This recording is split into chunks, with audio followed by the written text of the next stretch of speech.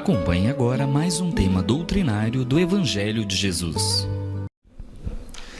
Bem, meus caros amigos, meus caros irmãos, que a paz do Mestre Jesus possa permanecer no coração de cada um, hoje, agora e sempre. Não poderia deixar de agradecer por essa oportunidade de estar aqui em Goiânia, agradecer a FEGO, na pessoa de Ivana, de Renê, agradecer aqui a Márcia pelo carinho, pela recepção, nesse dia tão bonito aqui, ter vindo no meu Nordeste, trazendo meus estados no nome também, com tudo, mas para mostrar um pouco sobre a história de Lucas. Que esse livro, na verdade, foi um mergulho sobre, não só na vida, mas principalmente no Evangelho de Lucas. E mais ou menos há uns 2 anos atrás, a primeira ideia era trazer apenas as curas. Eu falei, vou escrever e trazer as curas, acho que já está de bom tamanho. E aí foi crescendo a vontade de vir mais algumas parábolas, que só tem em Lucas. Outra, as passagens, algumas que alguns discípulos acompanhavam, que só tinha lá no Evangelho e acabou compilando nesse livro aqui. E para início, gostaria de dizer que todos os fatos relatados com relação a esse discípulo Lucas tiveram 2 fontes de pesquisa. A primeira, o Instituto de Pesquisa Científica Bíblica Antiga na Vida de Lucas, e o livro de Taylor Cardwell, que ela demorou apenas 46 anos escrevendo sobre esse discípulo. E quem demora 46 anos escrevendo não está criando uma história, está pesquisando. E como ela mesma fala, ela não diz parte, ela diz quase todos os cenários, ela escreve isso, são reais. Como ela romanceou e detalhou alguns pontos, eu vou me deter apenas aos cenários gerais de Lucas, tá certo? Para ter esse aprendizado com relação a ele. E aí eu quis dividir com relação ao menino Lucas, ao médico Lucas e quem foi o apóstolo Lucas. Nas minhas reflexões de aprendizado que eu tive, que me tocou bastante como médico também. E ele não apenas médico, mas teve uma área também artística como pintor. Mas pegando agora a parte do menino Lucas, desde pequeno, ele tinha uma característica que já serve de um aprendizado, principalmente para esse que fala aqui. Desde pequeno, o menino Lucas tinha uma admiração a Deus. A esse Deus muitas vezes desconhecido por muitos, ainda mais no período de hoje em que vivemos ou não um vazio grande existencial das almas. Qual é a grande doença que bate hoje na OMS, que tem? A depressão. Já o menino Lucas vem ensinar, desde pequeno. E dentro do limite dos cenários reais, pelas pesquisas, ele, olha só como era diferenciado, já acompanhava os médicos gregos, que tinha essa vontade com relação à doação da medicina. E os médicos gregos daquela época tinham um diferencial com relação aos médicos de hoje. Eu, como muitos aqui da área de saúde, provavelmente, nós fomos treinados. Eu fui treinado, como muitos, a ver apenas a carne, o corpo. Mas eles não eram apenas o corpo. Aprendiam também a tratar a alma. Lucas, desde pequeno, começou nesse meio. E nesse princípio, ele já vem mostrar a admiração com o Pai. Eu perguntei para mim mesmo, poxa, o que nos afasta do contato do Pai, dentro desse vazio existencial que tem no mundo de hoje? Está precisando de mais o que para nós podermos, numa manhã tão harmônica dessa, a gente se elevar diante dos problemas, dificuldades que cada um tem? Afinal, estamos no mundo de provas, de expiações. Mas o que muitas vezes revolta o ser e faz distanciar-se? Eu fui um pouco pesquisar. Graças a Deus, hoje, a gente tem uma medicina que mostra muita coisa. Não é apenas o Evangelho que vem trazer, mas mostra a realidade do Espírito. Na época de Lucas não tinha isso.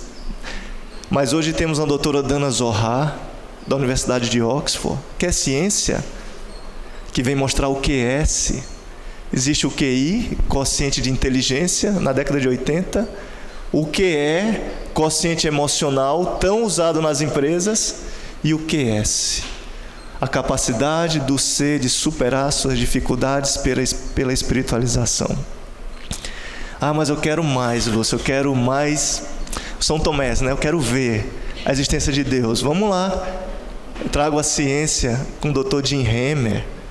O gene de Deus, pode botar no Google, né? O VMAT2 não é religião, mas é a capacidade do ser elevar o pensamento a Deus, de expressar-se, de fazer aquela meditação e de orar ao Pai.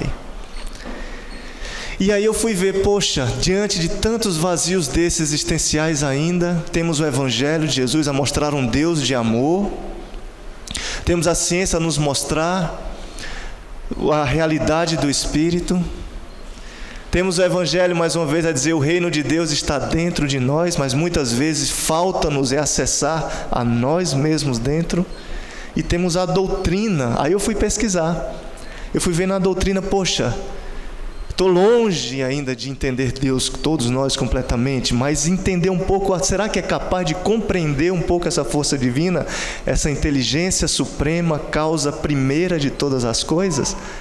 Aí eu fui ver na questão número 11, né? Será que eu sou totalmente... Algumas pessoas dizem, né? Tanto problema na minha vida, Deus me esqueceu. Será? Vamos pesquisar aqui também na doutrina. Será dado um dia ao homem compreender os mistérios da divindade? Eu fui pesquisar isso. Será dado um dia? E aqui 3 coisinhas importantes. Quer compreender um pouco esse Deus? Quer achar um pouco esse Deus interior de dentro? Quando o seu espírito não mais estiver obscurecido pela matéria. 2, pela perfeição.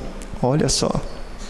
E 3, se o ser houver aproximado de Deus, ele o verá e o compreenderá. 3 pontos importantes. Obscurecido pela matéria. Não é quem tem bem material, mas a matéria, se apegada muito, se eu esquecer do meu lado espiritual, que nós somos não só este corpo, nós estamos nele, nós não somos. Se eu esquecer o meu lado interno, eu realmente fico obliterado para poder encontrar um pouco da compreensão de Deus. Temos ou não muitos vícios materiais de fora? Nossas mazelas, o joio, né? Tem lá o trigo e o joio, poxa. Então a obscuridade da matéria, isso às vezes falta um pouco da compreensão. 2, a perfeição. Tem gente que eu sou perfeito, completamente. Ah, mas eu não tenho erro, o erro é do outro. Então esses 2 pontos nos afastam um pouco dessa compreensão. E a terceiro ponto eu achei tão interessante, se aproximar o ser de Deus. Deus já está conosco, sabe os cabelos contados de cada um, como tem no Antigo Testamento, sabe o nome de cada um aqui, e mais, sabe a potencialidade de cada um, mas é do ser vir se aproximar de Deus. Nos aproximamos do Pai, é o Pai nosso. Quem aqui aguenta um dia com filho sem dar notícia? Cadê o menino, né? Que não deu notícia? Meu Deus, meu filho, que sem dar um telefonema, e nós, para darmos o nosso telefonema com o Pai, que nos ama tanto. Vinde a mim, já disse Jesus, todos vós estáis sobrecarregados e aflitos, que eu vos aliviarei. Venha, pedi e obtereis, bata a porta e ela vos se abrirá. Mas é muito importante nós vermos as respostas do Livro dos Espíritos. Será que nós estamos nos aproximando, nós mesmos, ou estamos aqui para pedir para Deus fazer por nós o que cabe a nós fazermos? Tipo, estou vindo aqui no centro, na casa, e a coisa só está piorando. Ou então tem amigos meus católicos às vezes, Lúcio, eu já vou todo domingo, comecei a ir todo domingo à missa, mas meu problema não melhorou. Você está colocando Deus como seu servo? Tipo, negociando com o Pai, olha, já estou indo, mas você não vai me dar nada em troca? Ou é você que deve ser servo nessa transformação interna? sabendo tudo que a gente recebe, nós nos aproximarmos do Pai. Já aprendi que a obscuridade da matéria pode me afastar, que o meu orgulho, que muitas às vezes todos nós temos, pode nos afastar do Pai, mas o caminho da compreensão é essa da aproximação. Ah, Lúcio, mesmo assim não me convence, eu quero ver na doutrina onde tem alguma característica minha de Deus. Fomos feitos imagem e semelhança de Deus, não é isso que tem? E já que a gente não consegue compreender completamente, que nem a questão 10, a gente começa a ver as características dele como tem na 13. Será que eu tenho alguma? Atributos de Deus. Se eu considero um Deus perfeito, eu posso ter um raciocínio das suas características ali. Quais são elas? Deus é, na 13, eterno, imaterial, imutável, soberanamente justo e bom, onipotente, onipresente.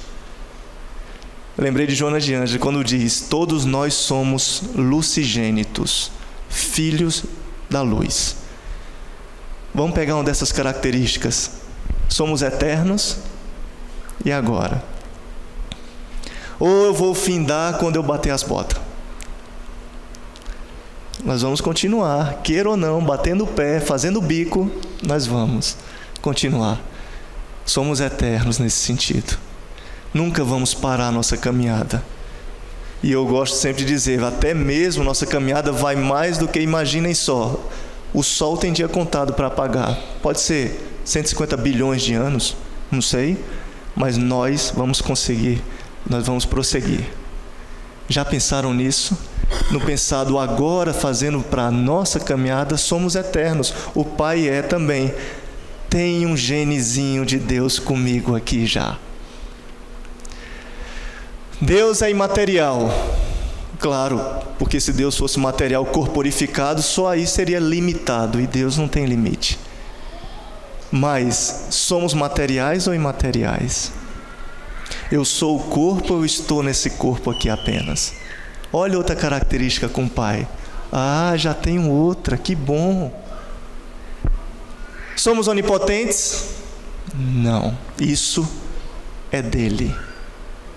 Por isso a imagem e semelhança.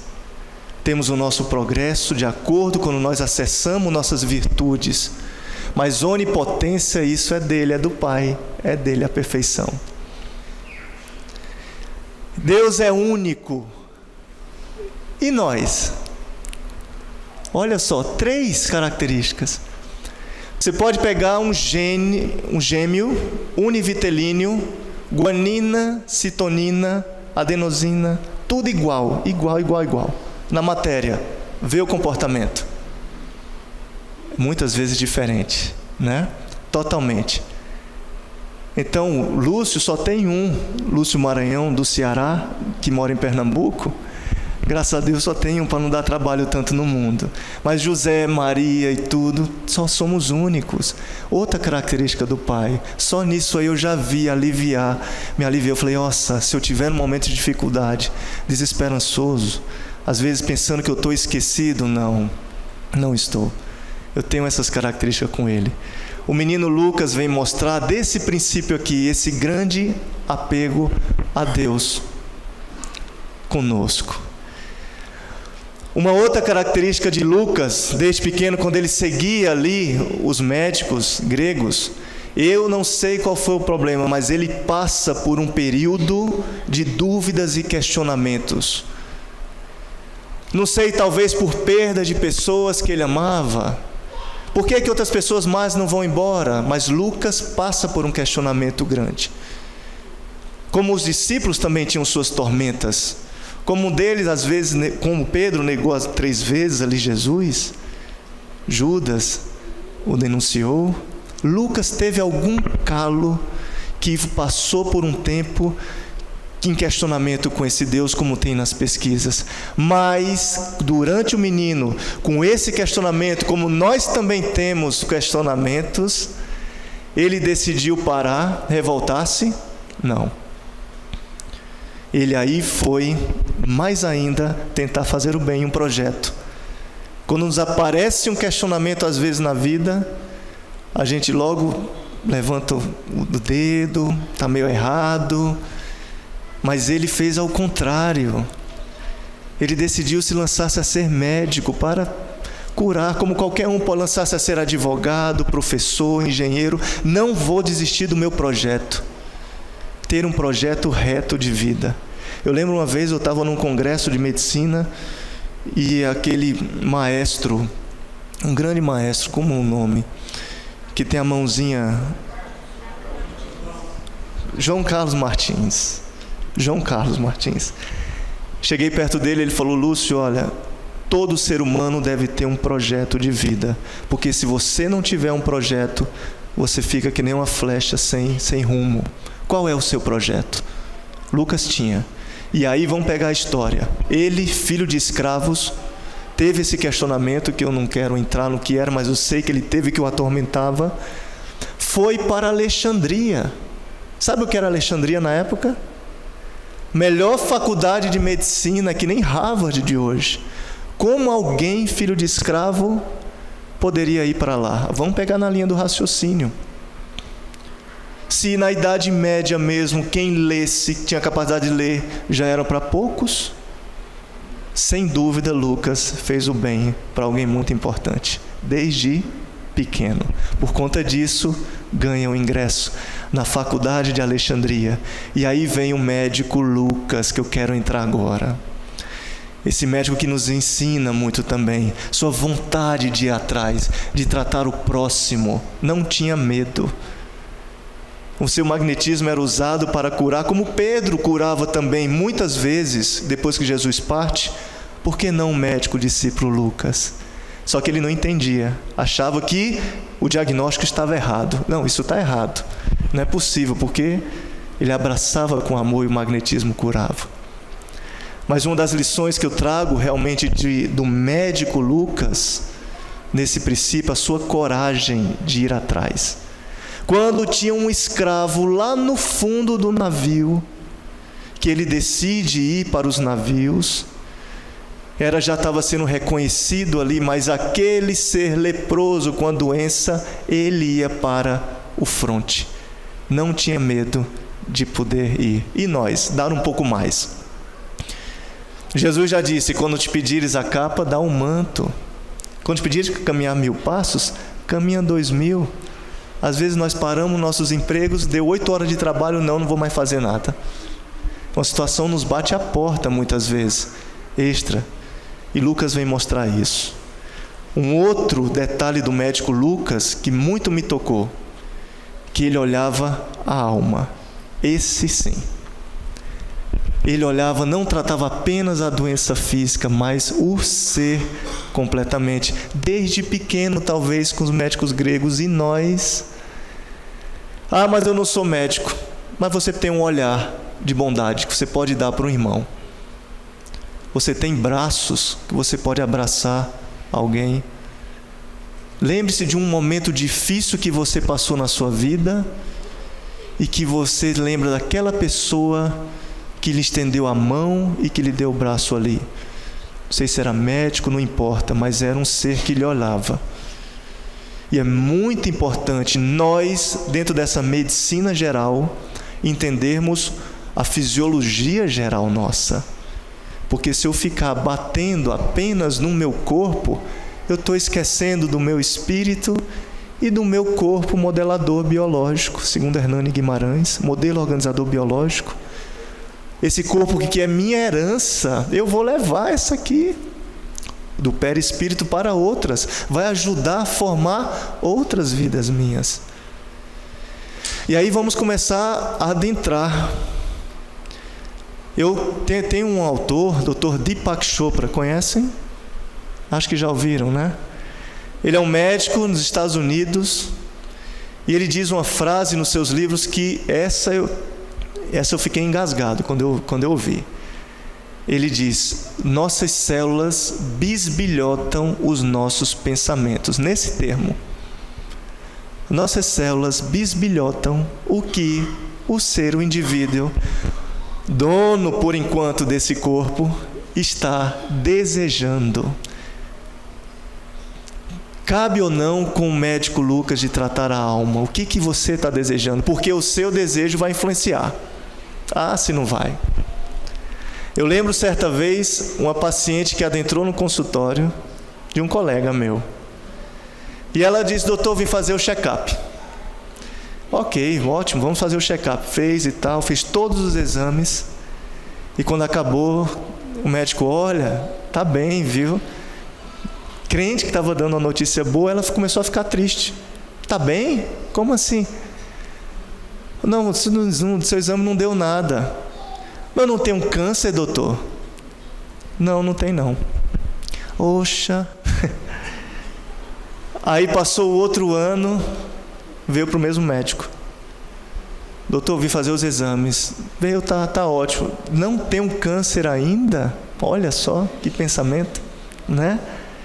Vocês já sabem o terceiro ano, né? Já desconfiam? Foi lá nele, falou: poxa, vim fazer de novo os exames. O médico: já sei. Deixa eu ver aqui os exames. Mas olha só, tem um câncer. E ela ainda retrucou: eu não disse que eu tinha câncer esses anos todos? Poxa, mas olha só. Aí fica aquela briga horrorosa, olha, né? Às vezes contra pessoas que você tem um problema, a outra vem com 2, 3, fica aquela briga horrorosa. Eu tenho um bico de papagaio, câncer, porque você não sabe o meu problema que eu tenho. Aí fica. Mas ela constrói o desejo que tem. Doenças psicossomáticas. Olha o médico Lucas nos ensinando disso. Por isso é importante eu fazer também minha ginástica do corpo, né? Meu funcional, minha natação, mas fazer a ginástica da alma, a meditação, a prece. Eu estava vendo aqui as frasezinhas, poxa, tão bacanas da meditação, da oração. Porque, segundo Emmanuel, a verdadeira saúde é a harmonia do espírito. Eu costumo ver no meu consultório, às vezes, pessoas totalmente, principalmente na área da visão, minha área, cegas, mas que não têm doença nenhuma. Traz a enfermidade, mas não são doentes da alma. Vai ver a palestra do gigante deitado, né, o Jerônimo de Mendonça, vai no YouTube, você bola de rir, é uma terapia. Ele sem visão nenhuma, paralisado daqui para baixo, curtindo com a vida, tendo bom humor, tendes bom ânimo, já dizia Jesus. Ainda mais, vamos trazer para a parte agora, tudo isso nos sendo ofertado, o Evangelho, a doutrina, abriu-se aqui as janelas para nós conhecermos. Tendes bom ânimo. Já vivemos uma medicina que, dor física toda completa, é capaz de ser curada a física. Bota num coma induzido, teve um acidente, capotou 10 vezes, fraturou, não sei mais, a dor física a gente já consegue. Nem que seja num coma induzido, mas a dor da alma, isso cabe a cada um tratar. Agora, da melhor forma que tem. Também temos exemplos bons. Trouxe um exemplo dessa do câncer, mas eu lembro de outra que adentrou no meu consultório com um lencinho, carequinha ali e um sorriso que eu falei: meu Deus. E como ela, colhendo a história dela, começando a ver, eu nunca vou me esquecer do que ela me disse. Ah, doutor, eu fui diagnosticado com câncer. Oh, poxa, foi. Qual câncer? Uma leucemia. Mas um sorriso, aquele bom ânimo, sabe, no olhar que você já vê a pessoa que não doente nada. Me conta um pouco dessa sua história aí. Ah, doutor, os médicos me deram 2 meses de vida. Eu falei: mas você ainda está assim? Tô, doutor, mas foi há 2 anos atrás isso. Isso foi há 2 anos, juro. Eu falei: vem cá, qual é o segredo disso? Qual é? A frase que ela me disse rasgou assim, eu fiquei pequeno. Ela me disse nesses termos: eu aprendi a abrir as farmácias do meu corpo para cuidar de mim. Farmácias internas do corpo. Posso ter até o problema que eu tiver, se não for comigo, pode ser com alguém. Posso ter a dificuldade que for, mas quando eu abro as farmácias da prece, eu passo melhor pela situação. Eu lembro, há 2 semanas atrás, eu em São Paulo, 2 ou 3, conversando com um grande amigo meu. Não era espírita, não é religioso, não é católico, nada. Mas estava curioso com relação a esse Deus. E de vez em quando me puxava na conversa ali. Ficava, mas vem cá, Lúcio, como é que é esse Deus? A gente conversa, a gente vai respeitando, né? Vai vendo, vai sentindo, para não ferir nada, de repente. E tão interessante que ele vinha perguntar, olha, você veio me falar uma vez sobre a prece de coração. Eu falei, Eu lembro, não é de coração, que nem São Paulo, é de coração, que eles dizem. E eu tentei fazer, ele falando. Ótimo, que bom. E ele tem um leucemia também. Mas um cara espetacular, um dos caras mais justos que eu já conheci. E pela primeira vez, Lúcio, eu vi, nesses termos que ele falou, quando eu orei com fé, como Jesus fala, quando quiseres orar, adentra no teu quarto, tranca a porta e ora ao Pai que tudo sabe, tudo pode.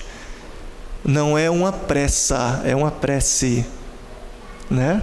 Tem gente que engata a quinta no Pai Nosso e não sabe nem que orou o Pai Nosso no final, né? Aquela libertação, quero logo me libertar. É com o coração, com o coração.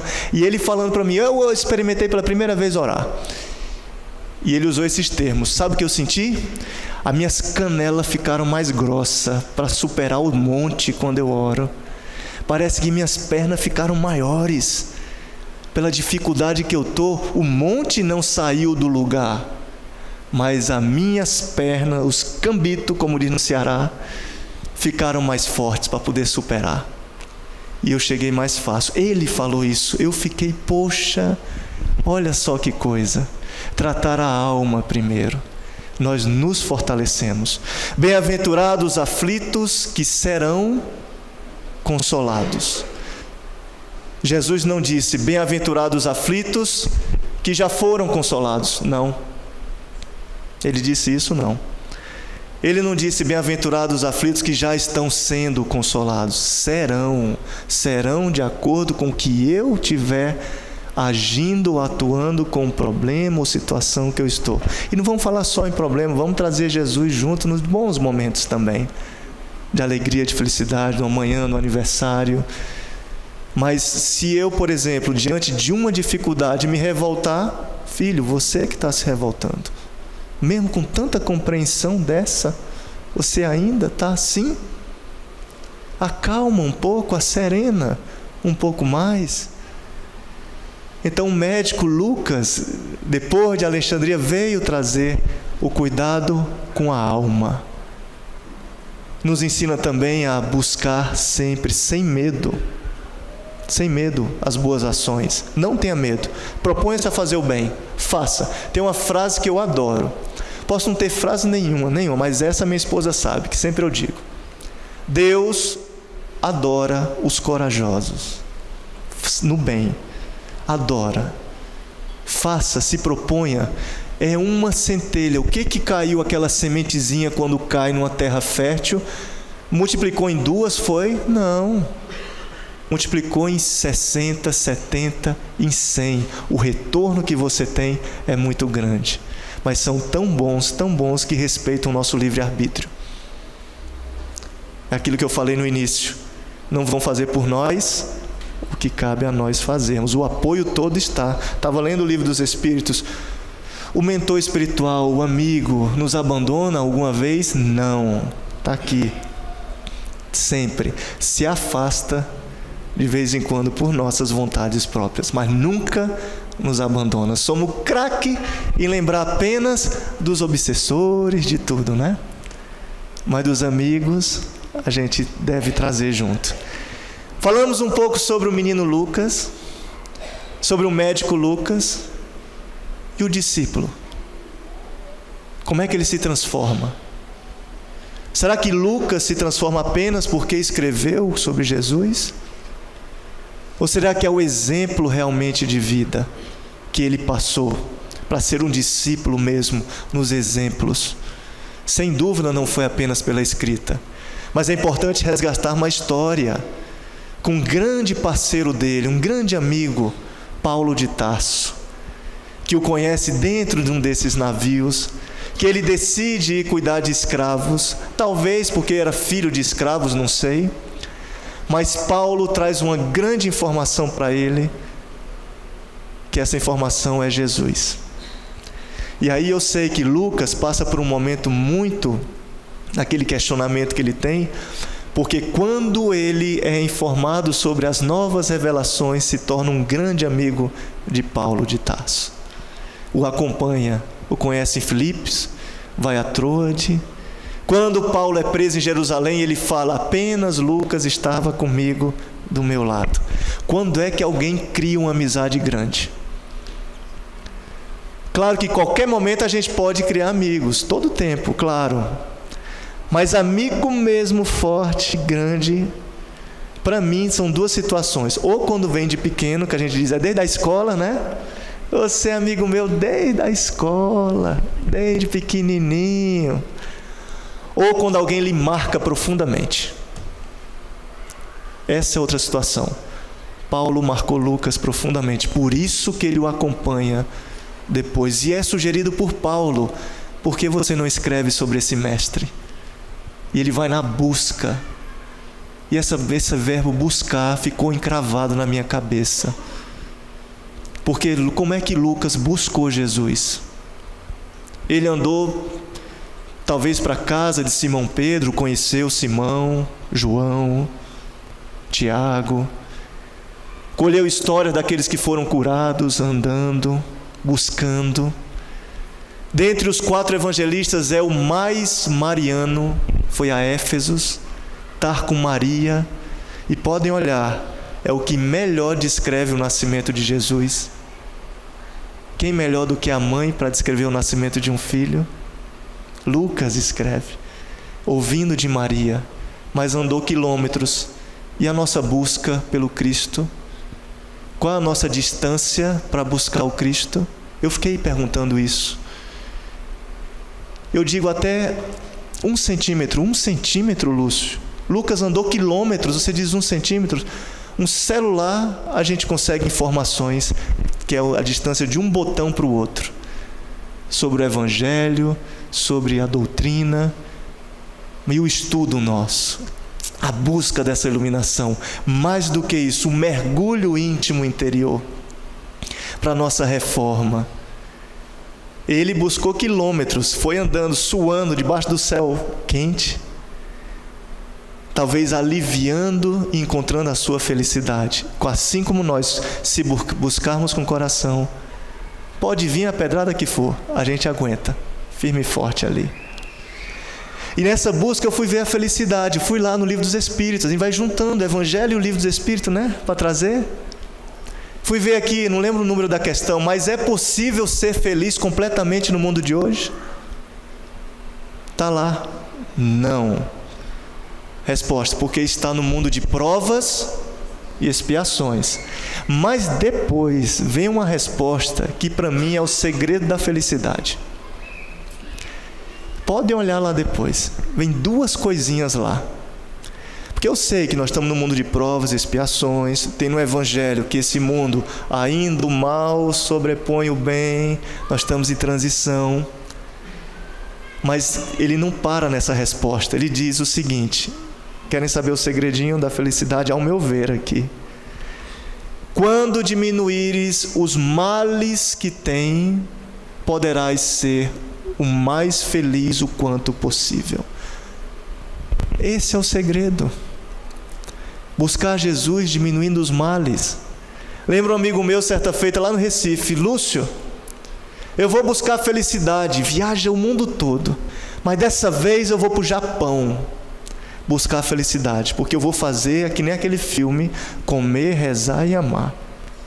Eu nem sei como é que foi, entendeu? Foi lá para os templos budistas, deve ter comido muito sushi lá, não sei se amou, deve ter orado, mas voltou dizendo: eu não encontrei a felicidade ainda.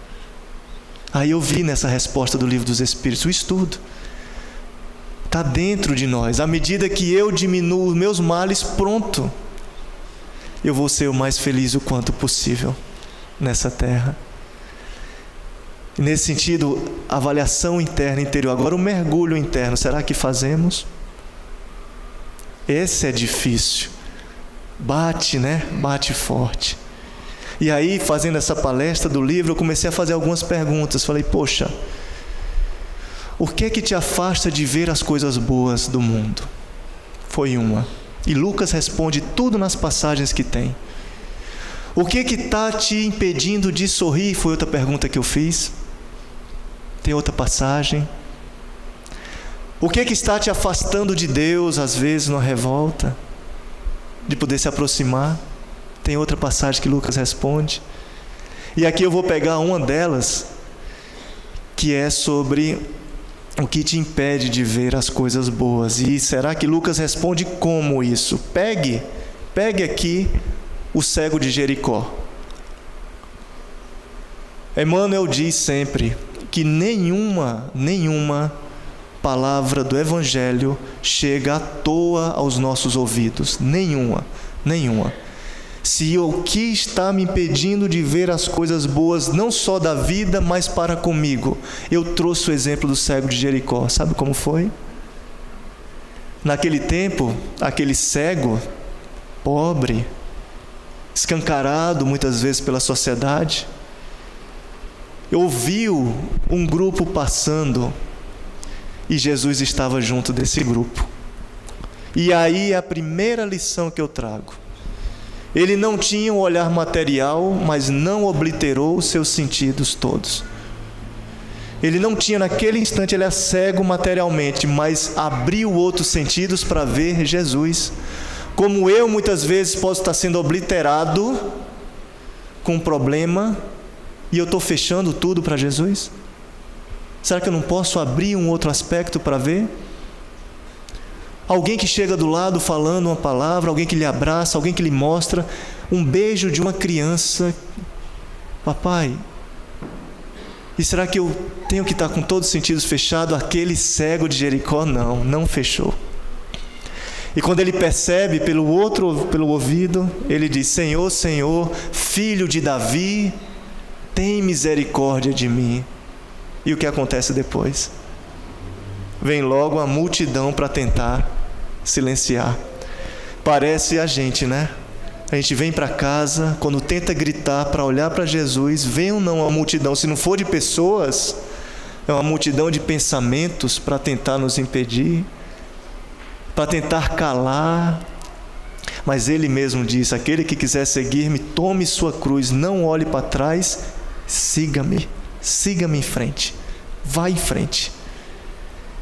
Ele diz, Senhor, Senhor, filho de Davi, tem misericórdia de mim. E diante desse problema, uma outra lição do cego de Jericó. Poderia ou não ele falar, Senhor, Senhor, filho de Davi, por que fazes isso comigo? Senhor, Senhor, filho de Davi, eu não entendo por que estou cego e os outros não. Poderia ou não falar isso? Ele não. Mostra-se uma resignação completa. Tinha justificativa para dizer? Tinha. Mas ele não. Diante de Jesus passando, tem misericórdia de mim, confiança e fé. E fé naquele instante. Depois do segundo grito, que foram 2, como está em Lucas, Jesus para. E vem em direção àquele cego. E eu fiquei pensando, se você ler essa parte, ele vai curar, porque ele curou leproso, ele curou paralíticos, sem perguntar, né? Já chegou, curou, mas o cego ele não curou de primeira. Como um bom psicólogo, e vendo tudo na alma do ser, ele lança uma pergunta a esse cego: que quereis que eu faça? Olha o detalhe. Por que ele faz essa pergunta? Lembrei dos meus pacientes. Às vezes você não tem uma visão material do corpo, mas está pleno de espírito. É preciso, filho, abrir o teu olhar material? É preciso? Ou você já está bem? Lembra do cego da lagoa de Siloé? Que veio sem nenhuma expiação, mas veio só para mostrar as belezas de Deus? Lembro dos meus pacientes no consultório com alegria. Lembro do Evangelho, como tem escrito lá, bem-aventurados que têm olhos fechados. Não é que a gente vai ter que perder a visão, não, pelo amor de Deus. Mas é muito mais importante a visão interna. Talvez a compreensão interna do que eu passe. Aquele cego se mostrou, tinha tudo para poder falar, se revoltar, não entender, mas ele se resigna. Olha o exemplo que tem. E nesse instante vem Jesus. O que queres que eu faça? Cura-me, está curado. Simples, direto. Outro ensinamento. A gente vagueia tantas vezes, a gente não é sincero muitas vezes, se diz cristão, mas bota dificuldades para debaixo. Aquele cego me ensinou, nos ensina a ser verdadeiro. Seja cristão. Como precisa de cristão aí fora? Da melhor forma. Estava conversando isso ontem com o Renê. Como se precisa de boas ações aí fora. É muito bom estarmos na casa, é ótimo. Mas os vazios estão precisando ser curados com o Evangelho do nosso Mestre. E ele diz, não tem como servir a Deus ou a Mamon. Não tem. Mas essa transformação interna, seja sincero nesse princípio, que isso será curado. Logo depois que ele é curado, ele sai glorificando a Deus. Ele não para, ele vai glorificando, vai transformando, vai multiplicando ao Pai. Então, meus caros, lembro muito de uma das passagens com o Evangelho. Isso só foi uma pequena passagem. Peguei logo pelo lado do oftalmo, do cego. Mas nos ensina a ver as coisas boas da vida. Por mais problema, dificuldade material que se bata, resigne-se. Por mais que eu tenha um sentido fechado, cadê o outro para escutar? Não posso utilizar outros? Por mais que eu receba uma paz, uma bênção de uma prece, segundo André Luiz, todas as preces são ouvidas. E mais, é a maior força do universo, como está em André Luiz. Quando eu me sinto mais fortalecido, que eu possa glorificar, dar melhor sentido de exemplo no meu dia a dia de vida, a cada hora, a cada instante. Não percamos o nosso projeto, nossa mira no olho de Jesus. O que aconteceu com Pedro quando ele se desviou do olhar? Lembra da passagem do barquinho? Quantas passagens de barquinho tem? Uma que Jesus dormia, mas uma delas em que eles viram no mar turbulento, ele lá na frente. Olhar, fora do barco, em cima do mar. Pedro talvez ali como líder dos discípulos, Eu quero estar contigo. E o que acontece? Com o olhar junto a Jesus, ele resolve descer do barco. E naquele barco, que é o barco de nossas vidas, cada um tem um barquinho aqui. Esse é o meu. O mar é a vida, que às vezes está calmo com marolas e às vezes está agitado com ventos fortes. Mas quando o olhar de Pedro estava mirado em Jesus, o que aconteceu no primeiro passo dele, quando sai do barco? Firme, acima do mar. Se surpreende tanto, talvez bateu ali naquele instante aquela alegria, e ele vai andando. O que acontece no segundo, terceiro passo? Começa a afundar, o medo começa a bater. Se perdemos o foco no olhar de Jesus, a vida e os problemas começam, que nem Pedro, a tentar nos inundar. E aí os desesperos podem vir. Mas quando volto a olhar junto a ele, ele se aproxima e vem Pedro e resgatam. É igualzinho conosco. Só temos essa interpretação do Evangelho, meus caros, para podermos seguir mais firmes realmente na nossa caminhada junto ao Mestre. Muita alegria estar aqui junto com vocês. Que a paz do Mestre Jesus possa abençoar cada um, hoje e sempre. Obrigado.